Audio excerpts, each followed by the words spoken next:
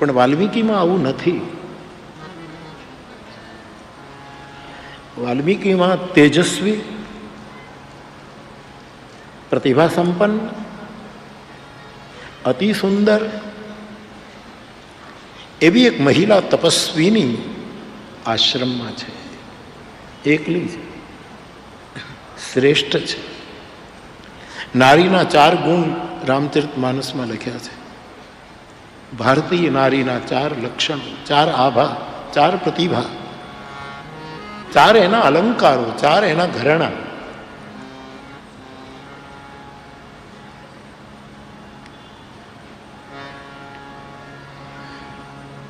પ્રભુ જબ જાત જાનકી જાની. પુષ્પ વાટિકામાંથી ભગવાને જોયું કે જાનકીજી હવે સખીઓની સાથે જાય છે, ત્યારે સીતાજીના 4 લક્ષણો તુલસીદાસજીએ બતાવ્યા. શોભા, શીલ, સ્નેહ, આવા લક્ષણો સીતાના આ અહલ્યામાં બધા છે. અને તેથી વાલ્મીકી રામાયણમાં આમ લખ્યું છે કે રામ લક્ષ્મણ બંને ઝૂકી અને અહલ્યાના ચરણ સ્પર્શ કરે. અહલ્યાના ચરણ. શું કામ? શ્રેષ્ઠને પગે લાગો. જેમ દાદા ભીષ્મ ધર્મની વ્યાખ્યા કરતા, ધર્મ શ્રેષ્ઠ છે એટલે એને પ્રણામ કરે. મહાભારતના પ્રદેશમાં વ્યાસની આંખ લઈને થોડી જો આપણે પ્રવેશ કરીએ તો ભગવાન કૃષ્ણ હસ્તિનાપુર અથવા તો વનવાસી પાંડવો હોય ત્યારે વિષમ પરિસ્થિતિમાં ભગવાન કૃષ્ણ પાંડવોને મળવા જાય છે. મહાભારત ત્યારે કૃષ્ણનો વ્યવહાર યુવાન ભાઈ બહેનો સમજવા જેવો છે. એ જ્યારે જ્યારે પાંડવોની પાસે ગયા છે કૃષ્ણ, યોગ્ય સમય જ્યારે જરૂરત પડી છે ત્યારે એ સૌ પ્રથમ ધર્મને પ્રણામ કરે છે. ધર્મ ઉંમરમાં પણ મોસ્ટ છે. ધર્મવૃદ્ધ છે. કોઈ પણ વૃદ્ધ, વયોવૃદ્ધ તો હોય જ, પણ જ્ઞાન વૃદ્ધ પણ હોય, અનુભવ વૃદ્ધ પણ હોય. અરે કહેવા દો, વૈરાગ્ય વૃદ્ધ પણ હોય, ધર્મ વૃદ્ધ પણ હોય. એને પોતાને બધું બહુ યાદ આવતું હોય એટલે સ્મૃતિ વૃદ્ધ પણ હોય. મહાદેવ એને સ્મૃતિ હોય. અથવા તો હવે આ બધું જ ભૂલી જવાનું છે, એક જ સ્મૃતિ હરિની કરવાની છે, એવું સ્મૃતિ વૃદ્ધ હોય. એવા 7 વૃદ્ધો રામાયણમાં છે. કોઈક તપોવૃદ્ધ છે, કોઈક વયોવૃદ્ધ છે, કોઈ અનુભવ. રામકથા એટલે ત્રિભુવનીય કોશ છે. ત્રિભુવનીય કોશ છે. આમાં બધું જ છે. આ હું ગાઉં છું એટલે નથી કહેતો. આટલા વર્ષથી ગાતા ગાતા આટલું સમજાણું છે એ તમારી સાથે શેર કરું. આમ તો આપણે ત્યાં મહાભારતમાં કહેવાય છે કે જે મહાભારતમાં છે એ જ દુનિયામાં છે, જે મહાભારતમાં નથી એ જગતમાં ક્યાંય નથી. એનો આપણને બધાને ગૌરવ હોય. પણ એક બીજો એવો ગ્રંથ છે માનસ, એમાં 7 પ્રકારના વૃદ્ધો. આજ મારી પાસે એટલો સમય નથી. કાલે તો આપણે 10 વાગે કથા શરૂ કરીને મારે તો 12 વાગે પૂરું કરવાનું હતું. મારે એક કાર્યક્રમ બાબરામાં ઊભો છે સામો. પણ વિજયભાઈ ને મિત્તલભાઈ મને મિતુલ જ આવે છે, ખબર નહીં, યુગાંડા વાળો મિતુલ જ સાંભળે. મિત્તલભાઈ આજે એમણે એક કવિતા સરસ લખે છે. અમારી પાસે સમય નથી, નહીંતર કેટલી કવિતા. નીતિનભાઈ તમે, મારી પાસે એટલી કવિતાઓ આવે છે, મને બધી પાઠ કરવાની ઈચ્છા થાય. આ છોકરો પાર્થ, એનું એક પુસ્તક એમ તલગાજરડા આવ્યો હતો કે બાપુ મારી આ કવિતા ને ગઝલો ને ઇંગ્લિશમાં ના અંતે. મને કે બાપુ તમારી વ્યાસપીઠ ઉપર જો અર્પણ થઈ જાય તો મેં કીધું લઈ આવજે બેટા. કેટલી સામગ્રી મારી પાસે આવે છે, બહુ સરસ. આ રાજકોટ તો ગજબ છે ભાઈ સાહેબ.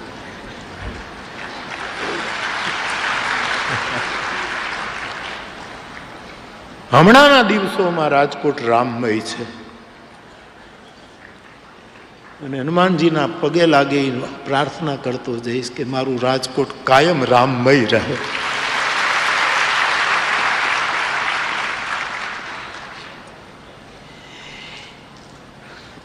તો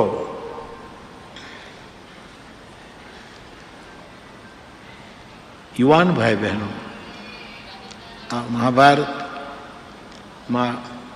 વર્ણિત અમુક વસ્તુઓ અને વૃદ્ધોની બાબતમાં વયોવૃદ્ધ, તપોવૃદ્ધ, અનુભવ વૃદ્ધ, જ્ઞાન વૃદ્ધ, ધર્મ વૃદ્ધ, સ્મૃતિ વૃદ્ધ,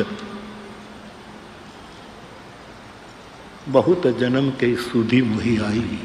આ બધું જ હું આપની સામે કહી શકું એમ છું સાહેબ, પણ સમય નથી. જે કંઈ કહેવાય તે તો ભગવાન કૃષ્ણ જ્યારે પાંડવોને મળવા જાય છે ત્યારે મહાભારતકાર સ્પષ્ટ લખે છે કે યુધિષ્ઠિર ધર્મરાજ કૃષ્ણથી ઉંમરમાં મોટા છે.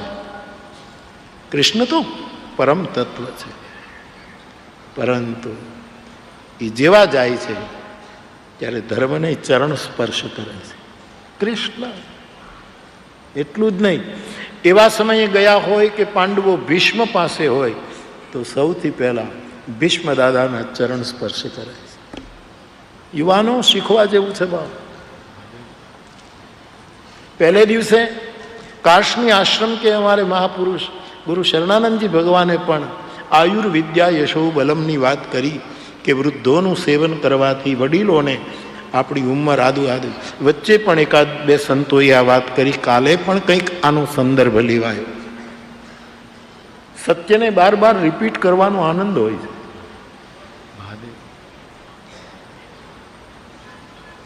એનો એક મજા હોય છે.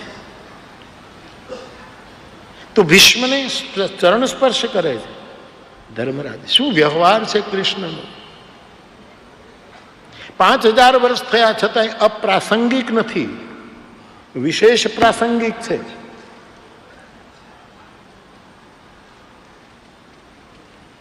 અર્જુન અને ભીષ્મને ચરણ સ્પર્શ કરે, ધર્મરાજને એને ભીષ્મને, પણ અર્જુનને જુએ એટલે એને ગળે લગાડે છે.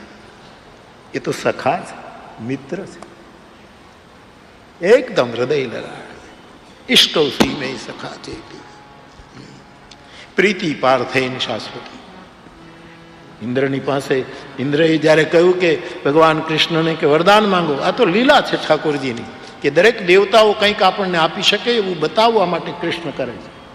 ઇન્દ્રની પાસે ઇન્દ્રએ કહ્યું માંગો, ત્યારે કૃષ્ણે એટલું જ માંગ્યું કે અર્જુનના પ્રતિ મારો શાશ્વત પ્રેમ રહે, સખ્ય ભાવ શાશ્વત બની રહે, એવો મારો એ સખા છે.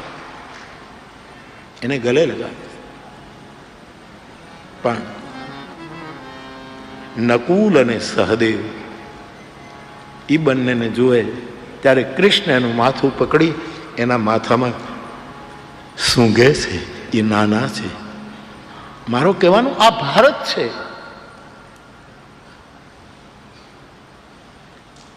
અહીં જેમણે આપણા જીવન માટે સર્જન કર્યું હોય, ભલે પછી રેંકડી હંકારી અને પછી ભેગું કરીને આપણને કારખાના સુધી પહોંચાડ્યા હોય, આપણને ફેક્ટરી કરતા કરી દે, એવો કોઈ પણ વૃદ્ધ આપણો બ્રહ્મા છે.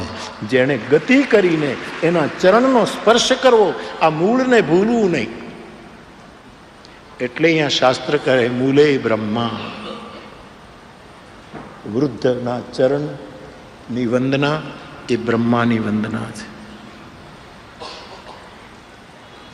એ મહાપુરુષે પોતાની કોઈ પણ વૃદ્ધે ખૂબ મહેનત કરીને આપણા બધાનું પાલન પોષણ કર્યું, આપણને ભણાવ્યા, બધાને બે ડાળીએ કર્યા. કોણે કર્યા? આવું જ્યારે આપણા માવતર વિશે આપણે વિચારીએ ત્યારે એવા વૃદ્ધો આપણા વિષ્ણુ છે, આપણા પાલક છે. અને આપણી કુટેવોમાંથી, આપણા ખરાબ વ્યસનોમાંથી, આપણા દ્વેષ, નિંદા, ઈર્ષા આદિ કસાઈઓમાંથી પોતાના અનુભવથી પાસે બેસાડી, આંખના ખૂણા ભીંજાવી અને માથા ઉપર હાથ ફેરવીને કંઈક પોતરા બેટા આમ ન કરાય મારા બાપ. અને આવી અનાવશ્યક વસ્તુને જેને હરી લીધી હોય ત્યારે આપણો વૃદ્ધ આપણો ભેષ છે. એમ આ શાસ્ત્ર વચન કહે છે. અને પછી એનું ચાલવું, બોલવું, ખાવું, પીવું, સ્વાગત કરવું, ઉઠવું, બેસવું, એ દરેક પ્રક્રિયા એના પર્ણ છે ને એમાં બધામાં ક્યાંક ને ક્યાંક દેવત્વ ઝલકે છે. એટલા માટે વૃક્ષરાજ નમોસ્તુ તે, અમારા દેશનો ઋષિ વૃક્ષને પ્રણામ કરે છે. ને વૃક્ષ અને વૃદ્ધ આપણે તો બે જ જોડ્યા હતા. એ તો જ્યારે હું ભૂમિ પૂજન કરવા આવ્યો પૂજ્ય સ્વામીજી અને અમે આવ્યા ત્યારે વૃદ્ધાશ્રમ, ત્યારે મેં કહેલું છે કે ભાઈ આ વૃદ્ધ અને વૃક્ષ આ બે સારો. પણ કાલે વૈષ્ણવાચાર્ય કોઈ બોલ્યા, એણે સરસ કર્યું કે વેદનું પણ રક્ષણ થવું જોઈએ. એ મને ગમ્યું. વેદ, વૃક્ષ અને વૃદ્ધ. વેદ જેટલું વૃદ્ધ કોણ છે? અપૌરુષે. આપ કલ્પના કરો, વેદ જેવું. આ વેદ આપણું રક્ષણ કરે છે, પણ વેદની મર્યાદા, વેદનો મહિમા આપણ સચવાવો જોઈએ. જે વેદો એ વૃક્ષનો મહિમા ગાયો, જે રામચરિત માનસે વૃક્ષનો મહિમા ગાયો. રામચરિત માનસમાં પુષ્પ વાટિકાનો પ્રસંગ છે. ભગવાન રામ જનકપુરમાં ગયા અને ગુરુની પૂજા માટે ફૂલ ચૂંટવા જનકરાજના બગીચામાં પુષ્પ વાટિકામાં જાય છે. એ વખતે સીતાજી પણ ત્યાં આવે છે ગૌરી પૂજા માટે. આપ જાણો છો સીતારામનું એ પૂર્વ રાગ કહો પહેલું મિલન છે. આમ તો સીતારામ એક જ છે. ગીરા અર્થ જલ બીચ સમ, લીલા માટે એક જ બ્રહ્મ સ્ત્રીનું રૂપ લઈને આવ્યો, એ જ બ્રહ્મ પુરુષ બનીને આવ્યો. એકો હમ બહુ શ્યામ સ એકાકી ન રમતે. એ બંનેનો જે મિલાપ છે એમાં સીતાજી જ્યારે રામને જોતા એટલા બધા ભાવ, પોતાનું મૂળ ને જોતા સીતાજી ભાવમગ્ન બને. પણ સમજદાર સખી એને કહે છે કે મોડું થાય છે, સુનૈનામાં નારાજ આપણને ઠપકો આપ, હવે જઈએ, આવતીકાલે પાછા બાગમાં આવીશું, વળી આ રાજકુમારો આવ્યા છે તો વળી દર્શન લાભ લઈ. એમ કરીને સીતાજીને જલ્દી ઘરે લઈ જવા માટે કહે છે કે ચાલો હવે જઈએ. આમ સમજદાર બેનપણીને યારે ફરવા જાઓ ને તો એ સમયસર તમને ઘર ભેગા કરી દે, રખડાવે નહીં. એટલા માટે આજના યુગના બહેનો, તમારે ફરવા જવું હોય તો સમજદાર બેનપણી રાખવી કે અંધારું થાય એના પહેલા ઘર ભેગા કરી દે. અંધારું થાય એવા ઘરમાંથી બહાર કાઢીને 2 વાગ્યા સુધી ભટકાવે, એનો સંગ બંધ કરજો. આ રામકથાની શિક્ષા છે. શિક્ષા જ નહીં, આ દીક્ષા છે. આ દીક્ષા છે, નોટ શિક્ષા. આ દીક્ષા છે. અને મારા જેવો બાવો તમારી પાસે આવું કરશો એવી ભિક્ષા માંગવા આવ્યો છે કે હા મને આપો. સયાની સખી તુલસીદાસજી શબ્દ. તુલસી શું લખે છે? શંભુ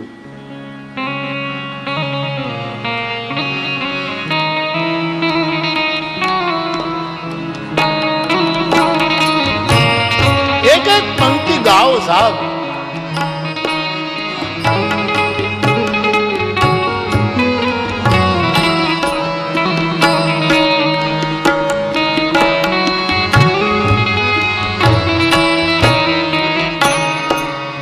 संग सखी सब शुभ सयानी गावही गीत मनोहर. કેવી સખીઓ સીતાજીની સાથે જે સયાની છે. મન સુંદર છે, નેત્ર સુંદર છે, યાની દ્રષ્ટિ સુંદર છે, મનના વિચારો સુંદર છે. એવી માં જાનકીની સાથે એવી સખીઓ છે જે સમયસર કહે છે કે હવે પાછા આપણે જઈએ. સાંજ પડી ગઈ છે.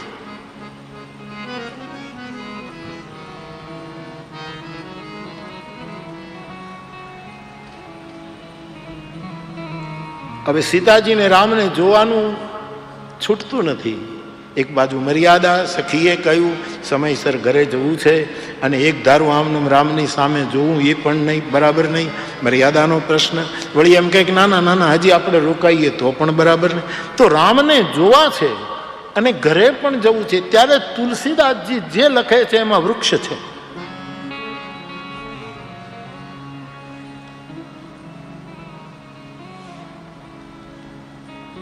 સીતાજી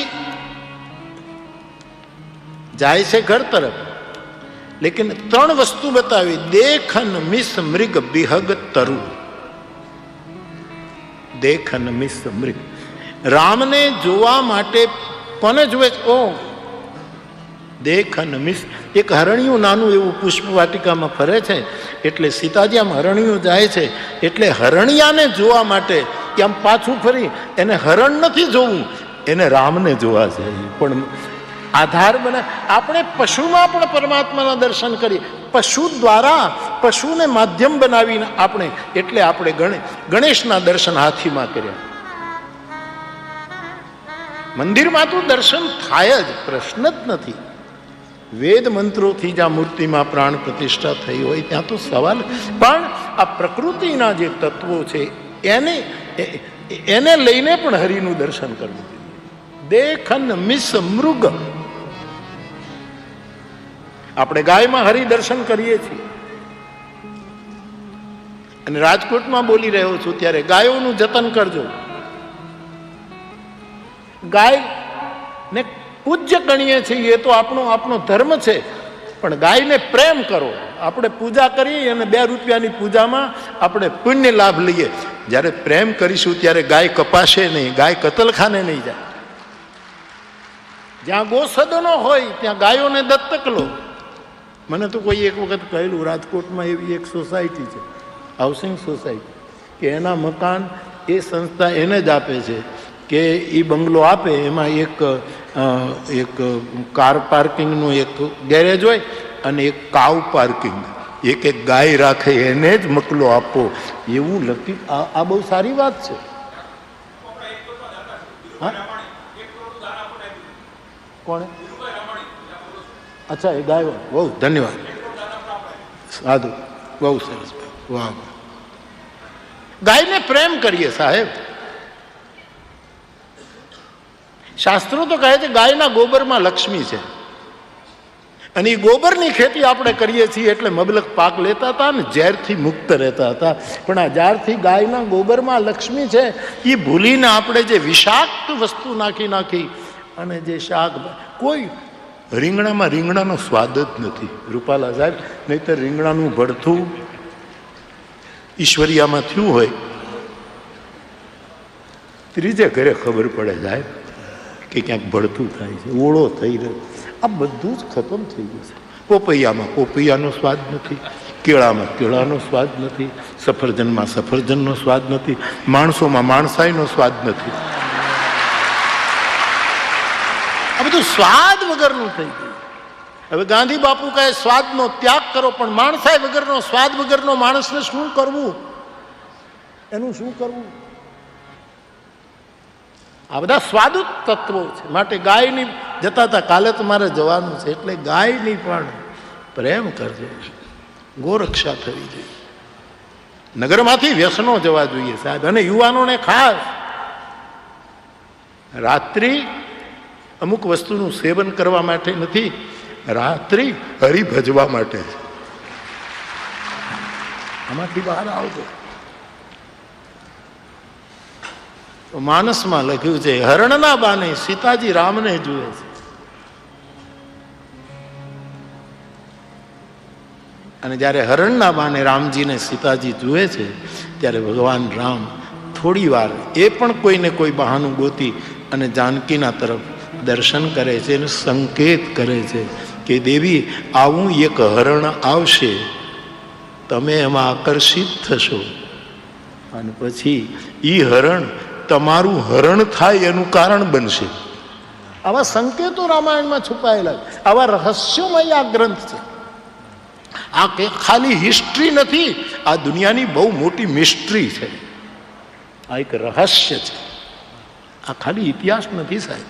યદ્યપિ ઇતિહાસનો મહિમા છે, માન્યું તો દેખન મિસ મૃગ. પછી કહે બેંગ, આમ પક્ષી ઉડે તો સીતાજી આમ આમ આમ આમ જઈ રહ્યા છે, રામજી આમ છે, પણ એ પક્ષી ઉડે ક્યાંથી ઉડ્યું?